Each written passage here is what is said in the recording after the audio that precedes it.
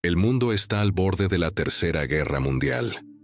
Predice la profecía bíblica que habrá una guerra mundial antes del fin de los tiempos. No hay duda de que la guerra será parte del futuro. Cristo enseñó claramente que habría guerra antes de su regreso. Muchas personas a menudo se preguntan si estamos viviendo actualmente en los últimos tiempos. Sin embargo, la Biblia se refiere a los últimos días, en los que hemos estado durante más de 2000 años. Los últimos días comenzaron durante Pentecostés, cuando se cumplió la primera profecía de este período de tiempo. La Biblia es un libro que contiene numerosas predicciones sobre el futuro. De hecho, hay 735 predicciones en el libro, con una predicción encontrada en cada cuarto de sus capítulos. Si bien algunos libros se centran más en las predicciones que otros, la Biblia es esencialmente un texto profético de principio a fin. Se cree que cada generación cristiana debería vivir en un estado de preparación para el regreso del Señor. La Biblia ha sido 100% precisa en sus predicciones que podrían haberse cumplido hasta ahora. Las predicciones restantes están principalmente relacionadas con el regreso de Jesús y los eventos que le siguen. Hay aproximadamente 20 de estas predicciones, aún por cumplirse antes del regreso de Jesús. Estamos vigilando de cerca para que estos eventos ocurran antes de que podamos anticipar el regreso del Señor. Jesús nos dijo que observáramos y oráramos. ¿Qué observamos? No podemos quedarnos quietos y mirar las nubes esperando que Él aparezca.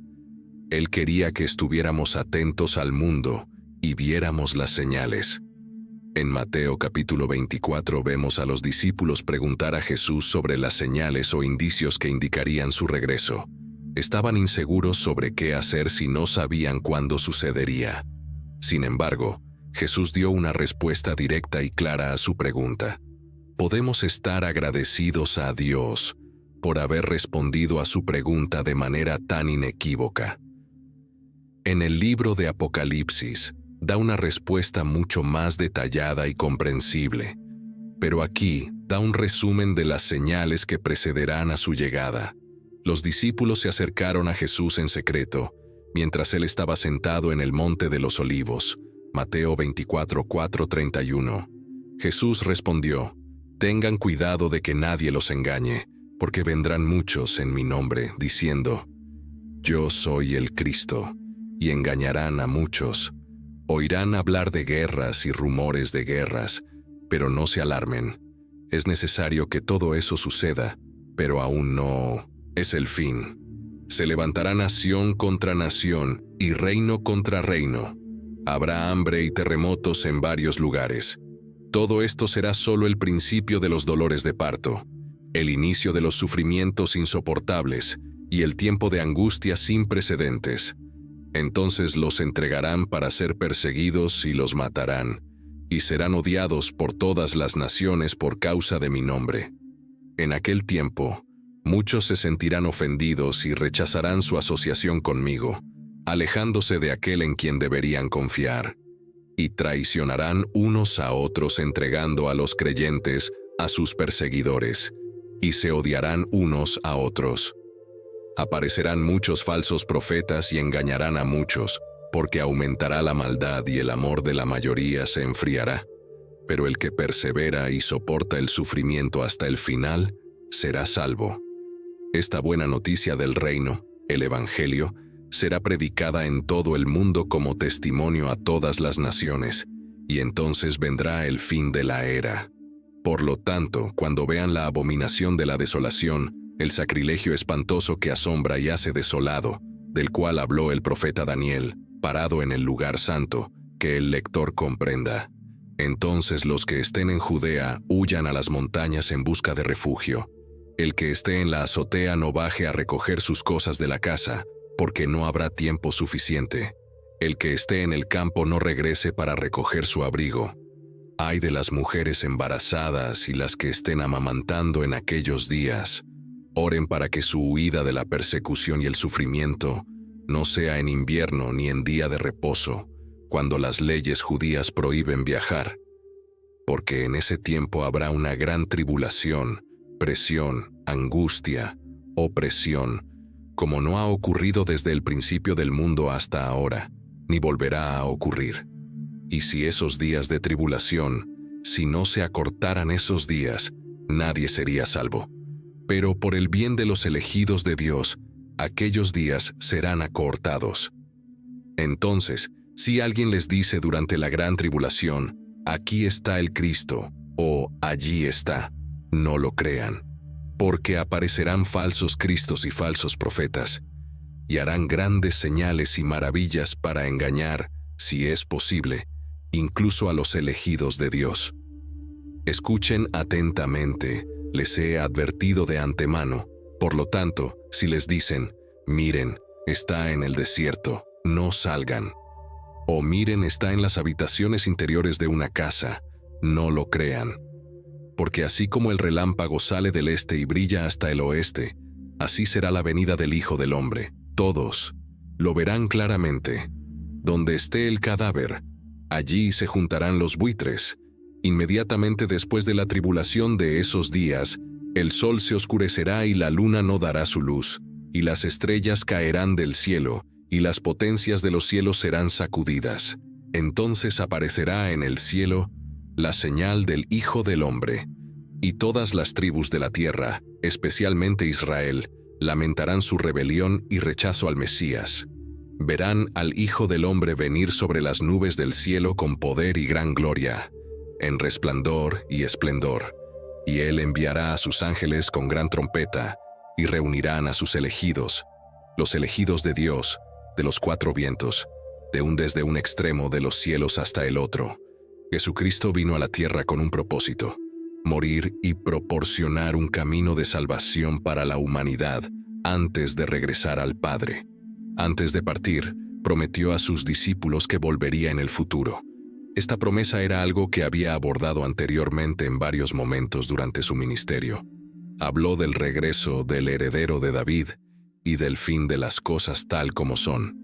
El discurso en el Monte de los Olivos, como se describe en el Evangelio de Mateo, explica los eventos y señales que ocurrirán al final de los tiempos. Jesús aconseja a la iglesia sobre cómo comportarse durante estos tiempos. Uno de los signos que Jesús menciona al principio del discurso es la ocurrencia de guerras y rumores de guerras. Hay diferentes interpretaciones de Mateo 24:6. Algunas personas creen que un aumento en las guerras y los rumores de guerras es una indicación del inminente regreso de Jesús, mientras que otros no están de acuerdo. Sin embargo, examinar el verso en su contexto deja claro que la frecuencia de las guerras y los rumores de guerras aumentará a medida que se acerque el regreso de Jesús. Es importante señalar que ninguna guerra individual puede predecir el fin de los tiempos, ya que solo el Padre sabe cuándo ocurrirá esto. ¿Qué significan las guerras y los rumores de guerras? La Biblia usa el término guerras y rumores de guerras para referirse a conflictos a gran escala entre grupos de personas y estados-nación. No se refiere a escaramuzas menores, que suelen llamarse batallas. A lo largo del Antiguo Testamento, Israel está involucrado en conflictos tanto pequeños como a gran escala, y la Biblia diferencia entre ellos. Por ejemplo, la batalla de Jericó fue un conflicto único, mientras que los israelitas se enfrentaron a una guerra contra los babilonios. Jesús predijo tanto conflictos militares como su discusión. Siempre ha habido guerras en el mundo, y las habrá hasta el final mismo. Las guerras en sí mismas no anuncian el fin de la era o la venida del Señor antes de su segunda venida. La Biblia aclara las calamidades que sucederán. Estos signos y eventos son objeto de debate entre teólogos. Jesús aprovechó este momento como una oportunidad para prepararlos para los días difíciles que se avecinan. El templo de Salomón fue destruido por los babilonios, y más tarde los romanos destruyeron el segundo templo en el 70 d. Cristo. Jesús había profetizado sobre esta destrucción, diciendo: «No quedará piedra sobre piedra que no sea derribada». Mateo 24, 2b. Se esperaba que la Iglesia difundiera las buenas nuevas entre la ascensión y la segunda venida, pero también enfrentaría un sufrimiento significativo. A medida que el tiempo avanza, las personas viven sus vidas como les place, pero muchas no estarán preparadas para su regreso, así como la gente no lo estaba en tiempos de Noé. Nuestras guerras hoy en día son un signo de los últimos tiempos. Desde un punto de vista técnico, los últimos tiempos comenzaron cuando Jesús ascendió al cielo. En sus enseñanzas, el Señor mencionó que los últimos tiempos se caracterizarían por dolores de parto. Utilizó la analogía del trabajo de parto de una mujer. Mientras da a luz, la duración del trabajo de parto es impredecible. Algunos partos son rápidos, mientras que otros son prolongados, y la intensidad de las contracciones varía de una mujer a otra. Sin embargo, las contracciones se vuelven más fuertes a medida que se acerca el momento del parto. Pero de ese día y hora exactos, nadie sabe, ni siquiera los ángeles del cielo, ni el Hijo en su humanidad, sino solo el Padre. Mateo 24:36. La Biblia nos enseña la importancia de estar preparados, tanto para creyentes como para no creyentes. Desafía a aquellos que aún no conocen a Jesucristo a prepararse y buscar una relación con Él, ya que Él volverá, aunque pueda haber desacuerdos entre teólogos sobre cuándo sucederá esto. La segunda venida y el día del juicio están destinados a ocurrir cuando Jesús regrese en todo su poder y gloria. Es responsabilidad de los cristianos servirle y compartir el mensaje de salvación con el mundo. Esto brinda a todos la oportunidad de venir a la fe y conocer a Dios. Los cristianos no deben obsesionarse con el fin de los tiempos, ni discutir sobre cuál interpretación de los eventos del fin de los tiempos es correcta. En cambio, deben recordar todos los días que su Salvador podría regresar en cualquier momento. Deben regocijarse en anticipación y seguir difundiendo el Evangelio a otros. ¿Cómo debería afectar Mateo capítulo 24 a nuestra forma de vivir hoy? En Mateo capítulo 24 surgen algunas preguntas menores, pero también hay preguntas importantes que todos necesitamos responder en nuestras vidas. En lugar de quedar atrapados en los detalles de cuándo, cómo o dónde algo puede suceder en el futuro, es importante hacerse algunas preguntas. ¿Estás preparado para lo que pueda venir en la próxima semana o año? ¿Estás listo para cualquier cosa que pueda suceder en el mundo en los próximos 10 años? ¿Estás completamente seguro de dónde pasarás la eternidad? Estas son las preguntas más importantes que puedes hacerte.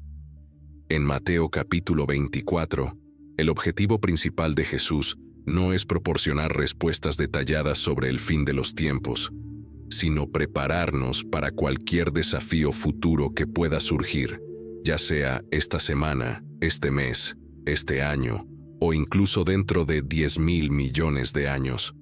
Como seguidores de Cristo, tenemos a alguien en quien confiar con nuestro futuro. Según la Escritura, no se menciona un número específico de guerras mundiales que ocurrirán. Las 2 primeras guerras mundiales, junto con una posible tercera guerra mundial, no se mencionan explícitamente en la Escritura. Sin embargo, la última guerra se describe en detalle, lo que lleva a la interpretación de que puede haber otras guerras antes del conflicto final. El apóstol Juan recibió una visión de los últimos tiempos, específicamente los últimos 7 años antes del regreso de Cristo. Documentó lo que vio en el libro de Apocalipsis, comenzando desde el capítulo 6. Este capítulo describe una guerra que tendrá lugar, y la guerra continúa siendo parte de los eventos que se desarrollan hasta el regreso de Cristo. En el capítulo 19 del Apocalipsis, en el capítulo 6.2, vi y he aquí un caballo blanco de la victoria, cuyo jinete llevaba un arco, y se le dio una corona de victoria, y cabalgaba conquistando y para conquistar. Apocalipsis 6:4. Y otro caballo rojo de sangre salió, y su jinete fue empoderado para quitar la paz de la tierra, para que los hombres se masacren unos a otros, y se le dio una gran espada de guerra y muerte violenta. Apocalipsis 13:4. Se postraron y adoraron al dragón porque dio su autoridad a la bestia. También adoraron a la bestia diciendo: ¿Quién es como la bestia y quién puede luchar contra ella? Se menciona explícitamente en el texto que los reyes de la tierra y sus ejércitos se reunieron para librar guerra contra Cristo, lo que indica un conflicto global. Cabe destacar que Cristo emerge victorioso en esta guerra, apoderándose de la bestia, el anticristo, el falso profeta, y destruyendo sus ejércitos al arrojarlos al lago de fuego. Apocalipsis capítulo 19, 20, 21. Y la bestia, el anticristo, fue capturado y vencido, y con él el falso profeta que, en su presencia, había realizado señales asombrosas con las cuales había engañado a los que habían recibido la marca de la bestia y a los que adoraban su imagen. Estos dos fueron arrojados vivos al lago de fuego que arde con azufre, y los demás fueron muertos con la espada que salía de la boca del que montaba el caballo, y todas las aves se alimentaron. Hambrientas, se devoraron entre sí con ansias. Aunque habrá al menos otra guerra mundial, no hay duda del resultado. La justicia prevalecerá, ya que Cristo, el Rey de Reyes y Señor de Señores, derrotará a todos los que se le opongan. Después del reinado de 1000 años de Cristo, habrá otra rebelión que podría potencialmente conducir a una guerra mundial. Satanás estará atado por 1000 años, pero al ser liberado, liderará una rebelión entre la gente de la tierra. Cristo rápidamente sofocará esta rebelión y juzgará permanentemente a Satanás, arrojándolo al lago de fuego, así como hizo con la bestia, el anticristo y el falso profeta. Apocalipsis 27:10. Y cuando se completen los 1000 años, Satanás será liberado de su prisión, el abismo, y saldrá para engañar y extraviar a las naciones que están en los 4 rincones de la tierra, incluidos Gog y Magog, para reunirlas para la guerra. Su número es como la arena del mar. Se alzaron sobre la extensa llanura de la tierra y rodearon el campamento de los santos, el pueblo de Dios y la ciudad amada, Jerusalén. Pero descendió fuego del cielo y los consumió. Y el diablo que los había engañado fue arrojado al lago de fuego y azufre ardiente, donde también estaban la bestia, el anticristo y el falso profeta, y serán atormentados día y noche por los siglos de los siglos. ¿Cuál es el papel de Israel en los últimos tiempos?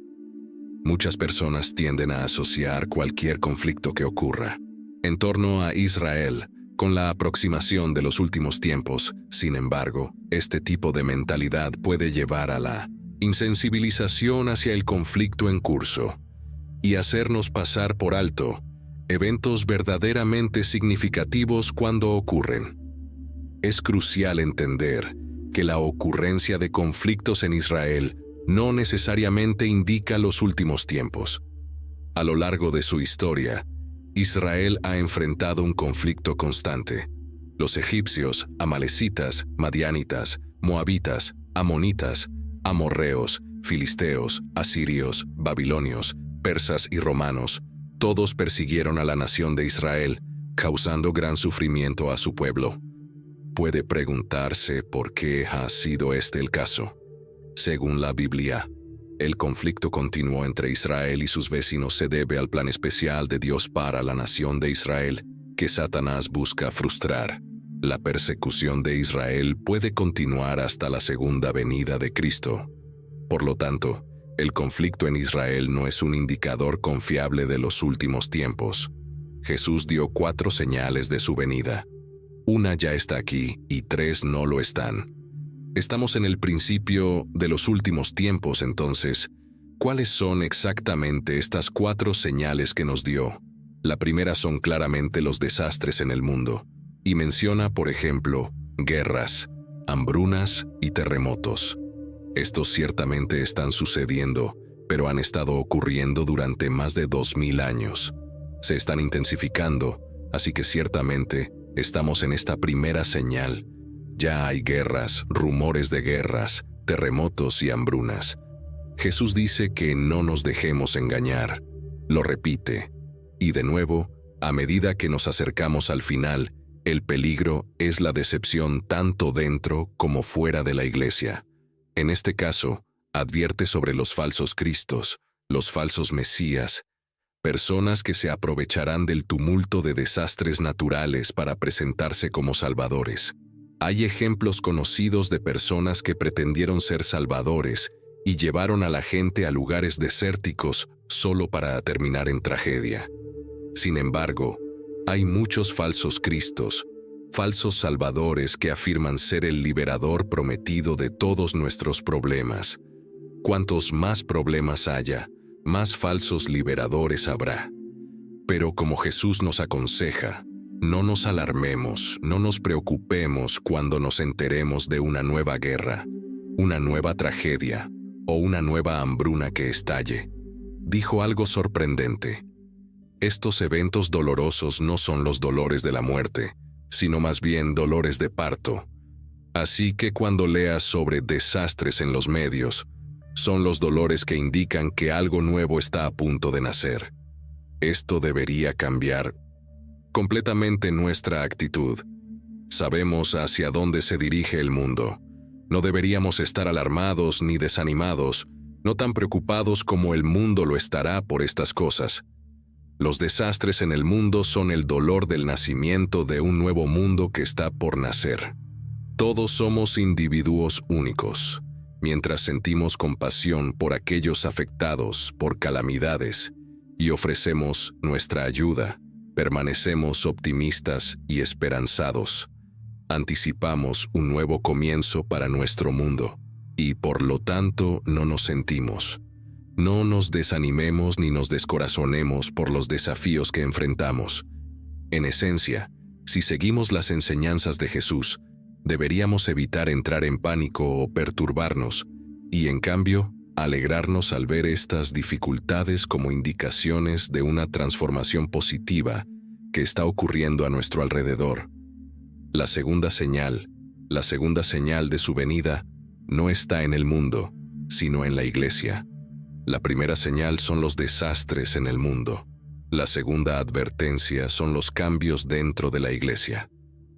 Así como dividió la primera señal en 3 partes, guerras, terremotos y hambrunas, divide la segunda señal en 3 partes, todas las cuales ocurren dentro de la iglesia. La primera parte es la persecución, lo que significa que seremos odiados en todas las naciones. El segundo aspecto de esta señal predice una reducción sustancial en el tamaño de la iglesia. A medida que aumenta la presión, el amor de muchos se enfriará, lo que resultará en la partida de cristianos nominales e incluso verdaderos cristianos. La carga de la persecución universal cobrará su precio. Esta señal puede parecer desalentadora, pero la tercera parte trae una gran sorpresa. El Evangelio será predicado a cada grupo racial. La tercera parte de la señal es que el Evangelio será proclamado. Una iglesia más pequeña y purificada tendría un mayor impacto en el planeta. Eso es exactamente lo que Jesús está insinuando. Debemos tener cuidado con los falsos profetas que pueden engañarnos. Sus enseñanzas no siempre son verdaderas.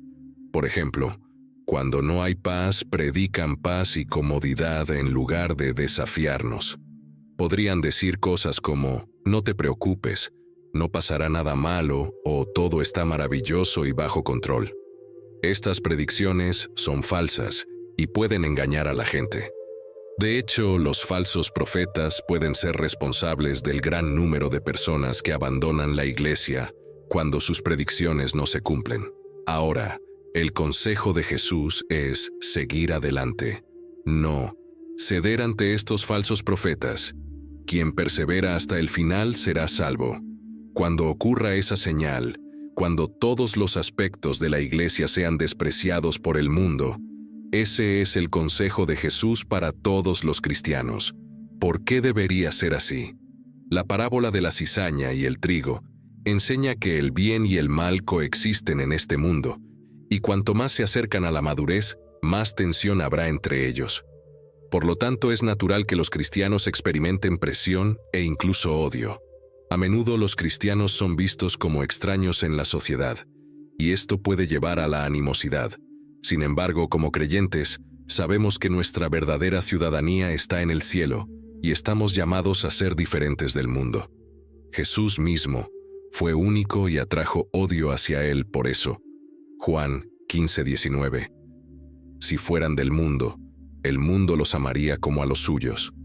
Pero como no son del mundo, sino que yo los elegí de entre el mundo, por eso el mundo los odia. No es divertido ser despreciado. Pasemos a la tercera señal de los últimos tiempos, que es la angustia de Jerusalén. Geográficamente, será muy limitada. En este pasaje, Jesús cita las profecías de Daniel, y hay un personaje en las profecías de Daniel que es mencionado, como la abominación de la desolación. Daniel lo menciona 3 veces. ¿Qué significa todo esto? ¿Cuál es el problema? Se trata de un ser humano, un hombre que se establece en la misma ciudad de Dios, se autodenomina Dios y se niega a aceptar la voluntad de nadie más que la suya. Un tirano cuya llegada tendrá repercusiones globales, pero que estará centrado en Jerusalén, la ciudad de Dios, el lugar santo. Jesús declaró que la cuarta señal de su venida ocurrirá inmediatamente después de la tercera. Esto nos permitirá reconocer y prepararnos para su llegada. Cuando esta señal aparezca, no tendremos que preocuparnos por falsos profetas o falsos mesías, engañándonos, ya que sucederá demasiado rápido para que alguien nos pueda engañar. Lo que sucederá es que toda la luz natural desaparecerá, el sol se oscurecerá y las estrellas caerán, lo cual está predicho en varios lugares de la Biblia. Isaías profetizó este evento diciendo que los cielos se enrollarán como una alfombra, todas las estrellas del cielo se disolverán, los cielos se enrollarán como un pergamino, y todas sus estrellas caerán como hojas marchitas de la vid, como follaje de la higuera. La luz natural desaparecerá, dejando solo la luz artificial para iluminar la tierra. ¿Qué está ocurriendo? Podrían preguntar las personas. Es esto, exclamarán los cristianos. El sol, las estrellas y la luna dejarán de brillar justo antes de que Dios apague las luces del cielo para prepararse para el resplandor de la luz de los relámpagos que marcarán su regreso. Luego, Él vendrá en de las nubes de vuelta a la tierra y lo encontraremos. No nos reuniremos en un estadio terrenal porque no hay uno lo suficientemente grande como para acomodar a una multitud tan grande. Nos encontraremos con Él en el aire, y eso será suficiente. ¿No es una perspectiva fantástica? Cuando veas todas estas cosas, sabrás que Él está en las puertas, a punto de pasar. Entonces Jesús hace una declaración muy simple sobre una higuera, y aquí es donde muchos cristianos se han desviado. Él dice: aprendan la lección de la higuera. Tan pronto como sus ramas se ponen tiernas y brotan sus hojas, ustedes saben que el verano está cerca. Jesús nos está diciendo que cuando notemos que ocurren todos estos eventos, sabremos que estamos allí. Ahora, esa analogía de la higuera no es una alegoría, es una simple analogía de experiencias cotidianas, como Jesús a menudo presentaba en su enseñanza. Ves a la higuera hacer esto, dices que se acerca el verano, y vendrá de la misma manera. Cuando notes estas 4 señales, sabrás que se acerca el verano. Lamentablemente, la gente lo ha leído como una alegoría para la venida del Hijo del Hombre. El Mesías será como los días de Noé, porque como en aquellos días antes del diluvio, comían y bebían, se casaban y se daban en matrimonio, hasta el día en que Noé entró en el arca. Y no sabían ni entendían hasta que vino el diluvio y los arrastró a todos. Así será la venida del Hijo del Hombre. Juicio inesperado en ese momento. 2 hombres estarán en el uno será llevado para el juicio, y el otro será dejado. 2 mujeres estarán moliendo en el molino. Una será llevada para el juicio, y la otra será dejada. Por lo tanto, manténganse alerta, presten estricta atención, Sean cautos y activos en la fe, porque no saben qué día, ya sea cercano o lejano, vendrá su Señor. Pero comprendan esto: si el dueño de la casa supiera a qué hora de la noche vendría el ladrón, estaría alerta y no permitiría que su casa fuera robada. Por lo tanto, también ustedes deben estar preparados, porque el Hijo del Hombre vendrá en una hora en que no lo esperan. ¿Quién es entonces el siervo fiel y prudente, a quien su amo ha puesto a cargo de su hogar para darles a los demás en la casa su comida y suministros en el momento adecuado? Dichoso ese siervo fiel a quien su amo, al regresar, lo encuentra cumpliendo con su deber. Les aseguro solemnemente que lo pondrá a cargo de todos sus bienes. Pero si ese siervo es malo, y dice en su corazón: mi amo tardará en regresar, y comienza a maltratar a sus compañeros siervos y a comer y beber con los borrachos, el amo de ese siervo vendrá en un día que no espera y a una hora de la cual no está consciente, y lo cortará en dos y lo pondrá con los hipócritas. Allí habrá llanto y rechinar de dientes debido a la angustia y la ira. Mateo 24, 37, 51. En el resto de este sermón, Jesús presenta 3 parábolas. La primera es sobre las vírgenes sabias que mantuvieron encendidas sus lámparas cuando llegó el novio, mientras que las damas de honor insensatas dejaron apagar sus lámparas y así se perdieron la boda. La segunda parábola trata sobre las vírgenes sabias y necias que se fueron a buscar aceite, pero se perdieron la llegada del novio y no pudieron asistir a la boda. Luego, Jesús pasa a la parábola de los talentos, donde algunas personas recibieron 10 talentos, otras 5, y una persona recibió 1. El maestro se fue y regresó preguntando qué habían hecho con los talentos que les había dado. El hombre con 10 talentos dijo: he ganado otros 10. El hombre con 5 talentos dijo: he ganado otros 5. Pero el hombre con un solo talento dijo: no he hecho nada con él. Lo enterré porque sé que eres un hombre duro que siega donde no has sembrado y exige el pago de mí. Qué horrible cosa decir. Miramos lo que Jesús dijo y lo que el maestro le respondió después de eso. El último pasaje no es una parábola, sino más bien una predicción directa, que involucra una analogía de ovejas y cabras. Terminó esa parábola dividiendo a las naciones y diciéndoles por qué los había dividido. Porque aquellos que estaban a su izquierda son aquellos que ignoraron a Cristo en los cristianos. Oremos, Divino Creador. Mientras nos reunimos ante ti, buscamos humildemente tu guía y sabiduría, mientras nos sumergimos en las páginas sagradas de tu palabra. Concédenos la claridad de mente y la apertura de corazón para comprender las verdades que has tejido dentro de sus páginas.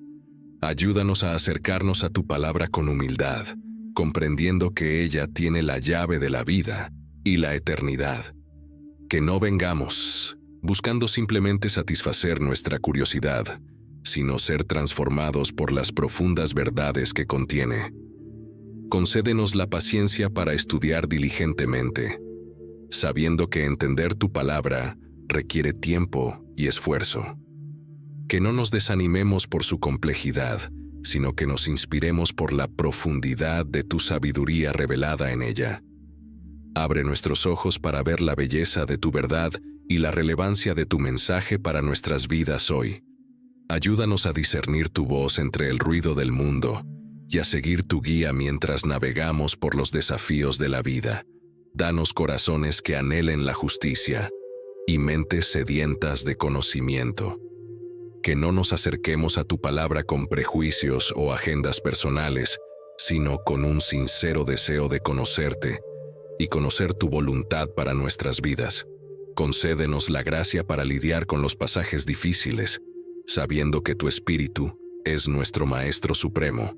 Que no evitemos las preguntas difíciles, sino que las abracemos como oportunidades para profundizar nuestra fe y comprensión.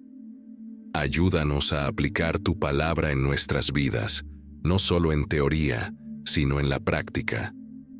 que seamos hacedores de la palabra y no solamente oidores, viviendo sus principios en nuestros pensamientos, palabras y acciones.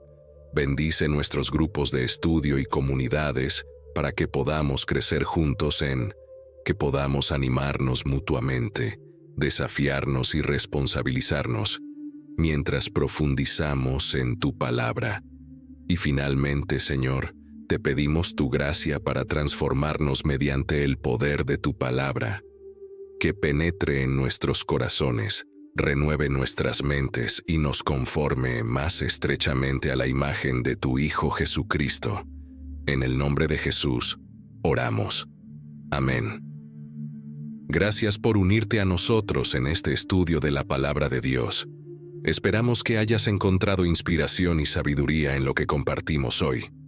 Antes de despedirnos, nos encantaría escuchar tus reflexiones sobre lo que aprendiste en este video. ¿Hubo alguna lección que te impactó especialmente? ¿Qué nuevas perspectivas has obtenido de nuestro estudio? Déjanos tus comentarios abajo. Y no olvides darle like a este video y suscribirte a nuestro canal para más contenido inspirador. Nos vemos en el próximo video. Dios te bendiga abundantemente.